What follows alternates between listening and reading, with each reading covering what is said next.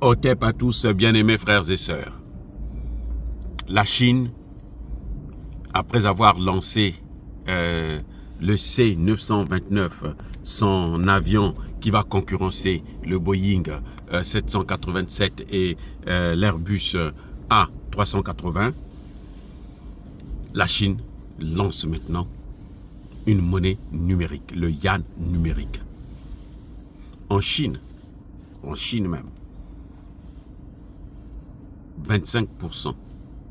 Non, le tiers, c'est plus de 25%. Vous comprenez? Le tiers des transactions qui se font en Chine se font maintenant en yuan numérique.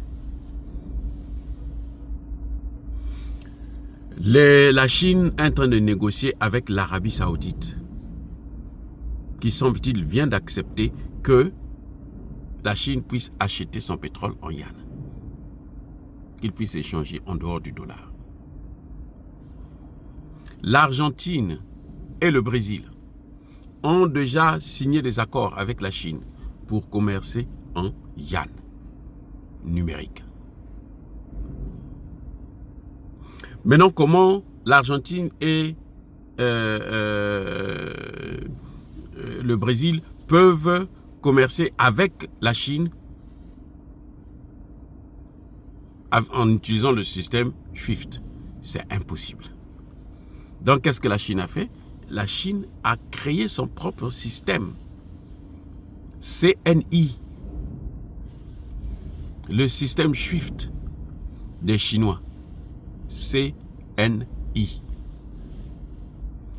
Ce système-là, vous pouvez commercer avec la Chine sans avoir besoin du dollar ni du système SWIFT. Parce que ce système est géré directement par la Banque populaire de Chine. Et la Chine a mis en place un système tel que, à travers cette monnaie numérique, elle peut même connaître qui utilise sa monnaie, quand utiliser cette monnaie et quand ne pas l'utiliser. Elle peut contrôler toutes vos informations. C'est ça la particularité. Donc c'est plus fort que le dollar, c'est plus fort que le yuan. Les pays de BRICS ont déjà pris l'engagement de sortir du système du dollar, du système SWIFT, pour commercer entre eux. Et je vous rappelle que les BRICS là, c'est près de la moitié de la population mondiale. C'est plus de 37% du PIB mondial. Donc si eux, ils n'utilisent pas le dollar, le dollar va prendre un coup fort. Donc Trump est venu aggraver la situation. Moi qui croyais, j'ai voté pour Trump à cause de ça. Parce que je me disais que Trump viendra pour venir mettre de l'ordre, essayer de ralentir. Parce que c'est impossible de stopper la dédollarisation. C'est impossible. Mais au moins, il viendra pour ralentir le système de dédollarisation. Mais en fait, je me rends compte que Trump est en train de l'accélérer. C'est ni plus ni moins accélérer ce système. Trump est en train d'accélérer le système. Ne vous fiez pas. C'est-à-dire qu'un empire qui ne veut pas mourir, il fait comme fait la France, il fait comme fait Donald Trump. C'est-à-dire qu'on est prêt à donner des coups partout, dans tous les sens. Parce que ce qui se passe, c'est qu'on veut se débarrasser, on ne sait plus comment faire, et puis on essaie d'agiter le monde pour voir peut-être qu'on peut faire ce qu'on appelle un reset.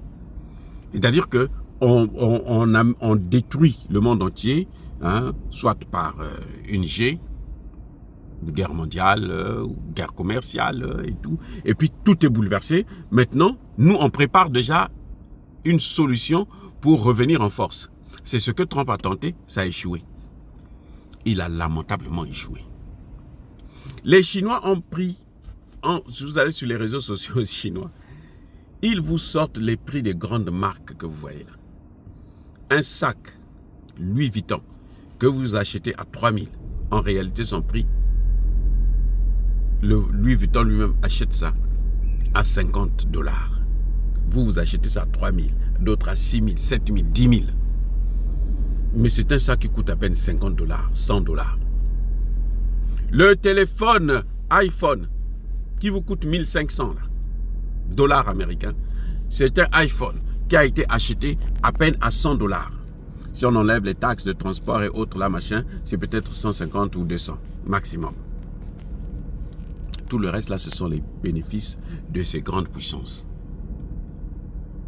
Aujourd'hui, avec le yuan numérique que les Chinois viennent de sortir, enfin, viennent de sortir, mais qu'ils mettent maintenant à la disposition de tout le monde, vous pouvez acheter les mêmes objets là, les Louis Vuitton, les Gucci, toute la bagatelle là des grandes griffes, vous les achetez en Chine directement au prix réel, au lieu de l'acheter maintenant par les grandes marques.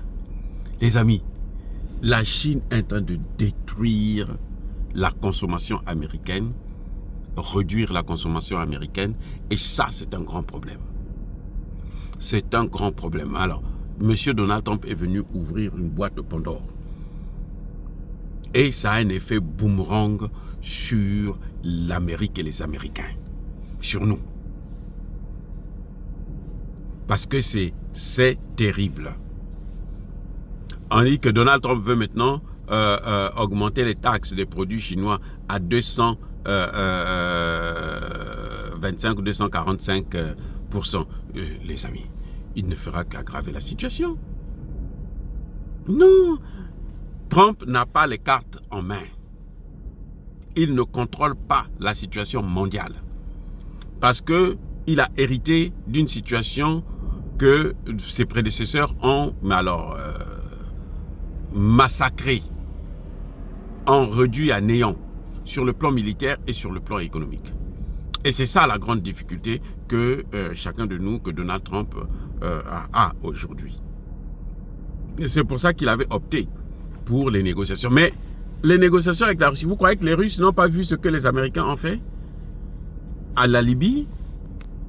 Ils ont dit à la Libye, non, on négocie, c'est bon, et puis après, quand Kadhafi a donné toute son arme nucléaire, ils l'ont détruit. Les Russes acceptent un cessez-le-feu, acceptent de ramener les choses à la normale avec les Américains. Est-ce que ça va changer quelque chose? Mais les Russes savent que ça permettra aux Américains de continuer à faire la guerre autrement. Vous savez, Joe Biden, sa secrétaire au Trésor, est allé en Chine pour demander aux Chinois de stopper un peu leur industrialisation le temps que les Américains puissent rattraper leur retard. Les Chinois disent non, nous sommes dans un monde, dans la mondialisation. Si vous voulez faire la concurrence, faites la concurrence. Nous, on ne lâche rien. Suivez-nous et puis bon, à vous de nous rattraper. Voilà ce qui est en train de se passer exactement. Donc, bien-aimés frères et sœurs, la situation, elle est catastrophique. Elle est difficile, incroyable, mais vrai. Les amis, soyez bénis, soyez abondamment bénis par le Dieu des Kémites et par nos ancêtres angélisés. Mais que tous ceux qui persécutent le continent africain, le pillent et le déstabilisent, qu'ils soient noirs, blancs, chinois, arabes, juifs, indiens ou qui qu'ils soient punis, maudits, foudroyés, neutralisés, écrasés, effacés par le Dieu des Kémites et par nos ancêtres angélisés. Vive l'Afrique éternelle, j'ai dit et j'assume.